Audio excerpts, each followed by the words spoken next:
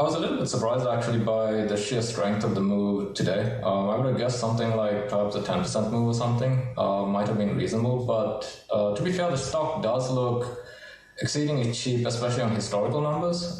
Even on their projections for this year, it looks reasonably cheap compared to peers, though we'd argue that the long-term outlook and perhaps on the technology side, they might not be quite as competitive as, say, Tokyo Electron or things like Lasertech, which dominate various niches.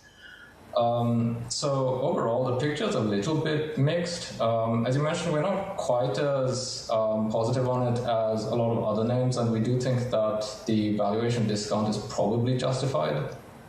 In particular, they have very high gearing into memory, and the positive way to look at that is since memory declined first, arguably it could be the first sector to recover, but we are not entirely convinced with that view. And more importantly, they have quite a high exposure to China, and although that's actually reasonably positive in the short term, we feel, and we don't actually expect their upcoming earnings on the 9th of November to be particularly bad.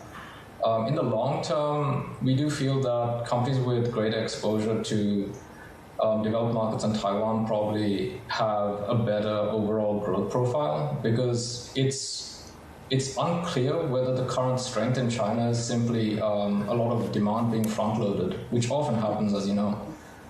Just really quickly, kind of the downside risk for Kokusai. Just really quickly though, shouldn't they be the beneficiaries of everything that we are seeing in terms of stimulative measures?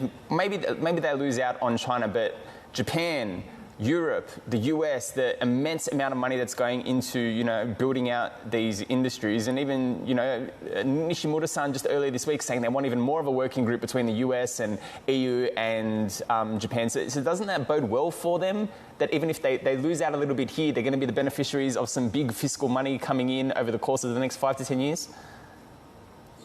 Overall, we'd expect them to be a beneficiary just like every other player in the industry. Whether they particularly stand out in that regard is a different matter. And the issue with these capex companies is that even if they do get subsidized in terms of some of their outlays, the problem is that they have such high operating leverage that if demand levels don't stay where they are, which is still actually extremely high relative to historical levels, these can go towards break-even very, very quickly. And although the overall consensus and market outlook is actually quite positive and expecting a rebound, we've actually been quite skeptical for a long time. And we point out that initially markets were expecting perhaps a rebound from about the middle of this year.